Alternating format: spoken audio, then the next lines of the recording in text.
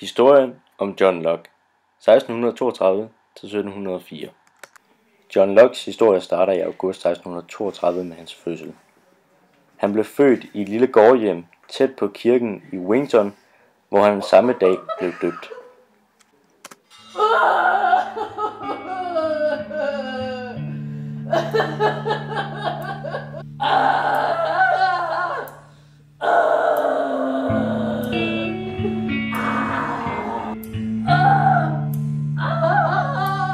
Min lille John, lille bitte John, dit liv skal nok blive til noget stort.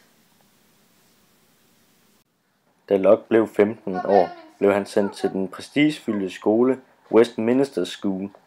Efter han havde færdiggjort sin uddannelse her, blev han optaget på Christ Church, Oxford. Locke var en god student, men han var meget irriteret over pensum, der primært indeholdte den gamle materialistiske lære, og ikke noget med de nye filosofiske tanker, som Locke var meget betaget af. Han fik sin første kandidatgrad i 1658 og fik senere en bachelor i medicin. Hans idéer om, at alle er født med frie rettigheder, er blevet set for at være revolutionære for engelsk historie.